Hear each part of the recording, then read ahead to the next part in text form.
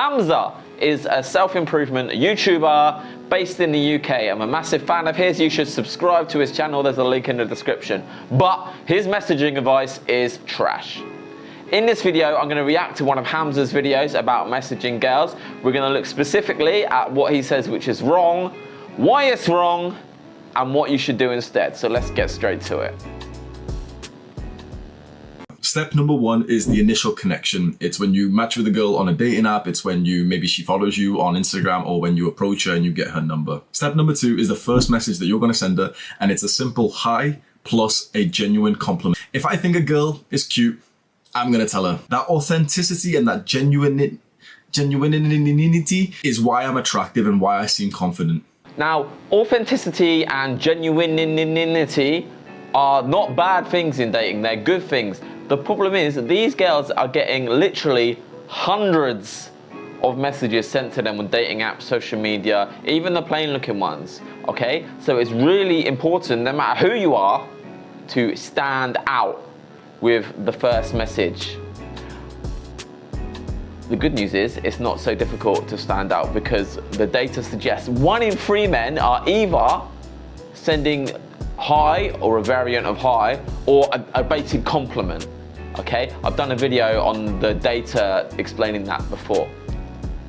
So it's not so difficult to stand out. However, if you're sending hi or a genuine compliment, you're just putting yourself in the same boat as all these other losers who have no idea what to write on Tinder. Okay, that's the opposite of standing out. What should you write instead? Well, we'll get to that a bit later. Steps 3 and 4 from Hamza are actually about leading and not letting the girl lead the conversation and moving it towards the date as soon as possible, which is actually really good advice. But his step 5 is where I have another problem. Step 5 is to structure this date, and it's going to be something specifically that you are going to do anyway. That makes it incredibly easy and also more attractive to invite this girl to do that. She wants to enter your life. She doesn't want your life to be changed because of her. So you should already be doing fun, cool, adventurous stuff. But the thing is, you don't. That is right. It is more attractive to invite her to something you're already doing. It is attractive to have cool and adventurous stuff going on in your life. The problem is, girls are nervous about first dates as it is, especially with strangers from a dating app. Okay? So if you're going to invite her to something complicated that you're already doing, what? You're going to go play sports, you're going to go hiking, you're going to go horse riding, you're going to go to your cryptocurrency meeting, your fantasy football, whatever that guys are doing. If you invite her to anything which has the chance of making her slightly uncomfortable, it's difficult for her to get to, it's difficult for her to prepare for, and this is key, anything which is difficult for her to get out of quickly if it's not going well. All right, like a fancy 3-course meal. Anything like that, you invite her to it. Modern women are more than likely gonna flake. Okay? Anything that makes her a little bit uncomfortable. Modern women, they have so many options. They have no reason to accept an invite to a potentially awkward date. Okay? Unless it's with a proper high value Adonis, kind of like good looking, rich, ripped, top tier guy. Okay, then she'll take that risk. And I would say a lot of Hamza's advice on texting only really applies to those top tier guys who are like him, to be fair. He's got a lot of clout, he's got a lot of muscle, he's got a lot of money. All right, so that advice he's given other guys, that would work for him. It would work for Adonis. For us average guys, we have to do a little bit more to stand out and be attractive through text messaging.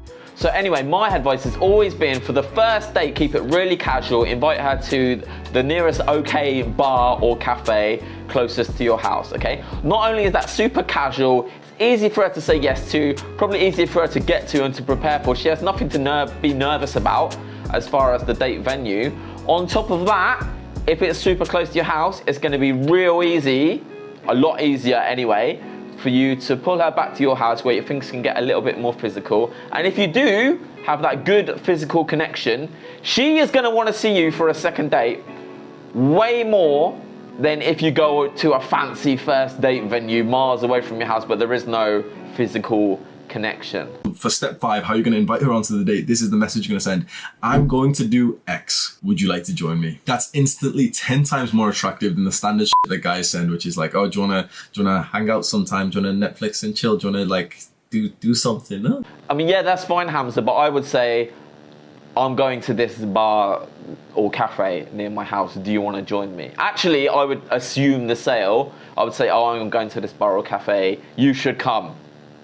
Okay? A lot more smooth. Step 7 is that the date is now booked. You're planning to meet at 7 p.m. on Friday. Up until then, every now and then, when your brain expresses it to you, you're now going to send what I just call emotional connection texts, which is as simple at this stage. Let's say, you've just kind of met this girl through a dating app and you've spoke to her literally just 10 messages. It's as simple as just randomly the next day, just texting her like, excited to see you tomorrow. So up until you're going to meet, maybe you'll send 1 to 2 messages per day, which is just kind of like this emotional connection. You're not going to send funny memes or anything or stuff to try and make her laugh. It's only about building up a little bit of a connection where you just kind of express what your brain is genuinely saying about her. So in your mind through the next day, you'll get a thing of like, oh shit, I'm meeting that girl on Friday.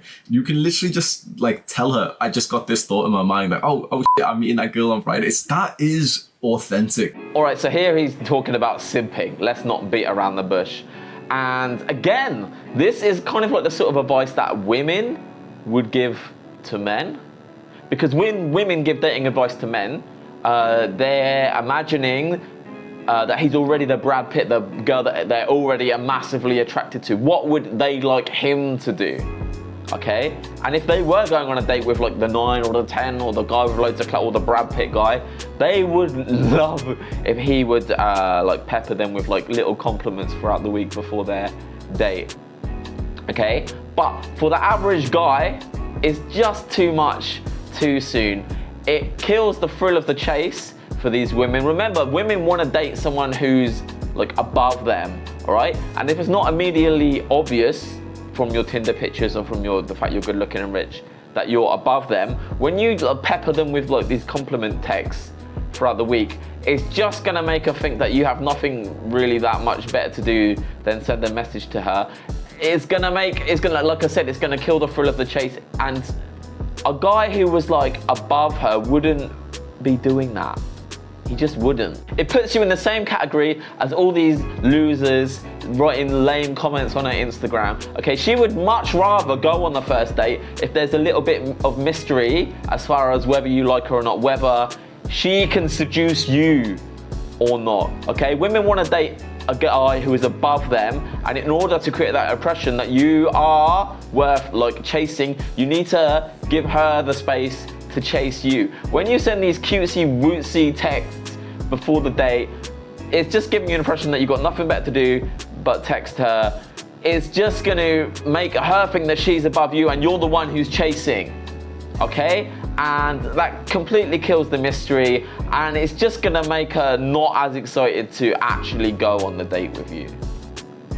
And that might be fine. You might be able to get away with that if you're like this super high value guy, but for us average guys watching this video, Hamza's advice isn't gonna work. You're not gonna meet up 99% of the girls that you ever interact with. Let's just be honest.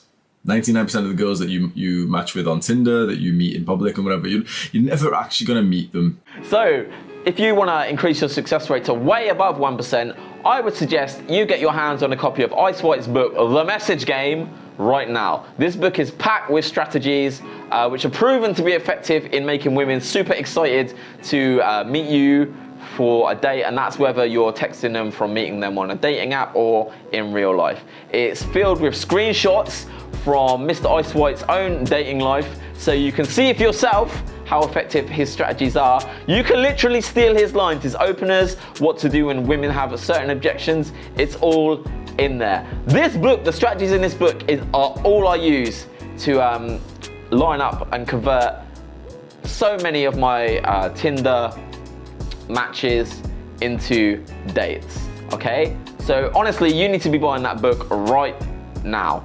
One last thing I want to tell you about, and that is the Ice White Message Game Facebook group and Telegram group. These groups are absolutely free. In these, you can copy and paste your Tinder profile and get feedback from the Game Global coaches in these groups. You can also send screenshots of your own text conversations, and once again, get feedback from the Game Global coaches on where you're going wrong with your messaging. If you would like more of your Tinder matches to actually come out and meet you, you should join these groups and get involved right now. There's a link in the description. Go join them right now. They're free. Join them right now. Other than that, thank you so much to Hamza for this inspiration of the video. Like I said, I'm a massive fan of his. We've never made a video criticizing another YouTuber before. I personally think that's like low vibration behavior, but he literally asked his subscribers to make a video criticizing him. So I thought, why the heck not? Because some of his texting advice is trash. Nevertheless, most of his self-improvement advice is really good, so you should go subscribe to Hamza. Other than that, my name's Joe. Hope you enjoyed the video, and I'll speak to you real soon.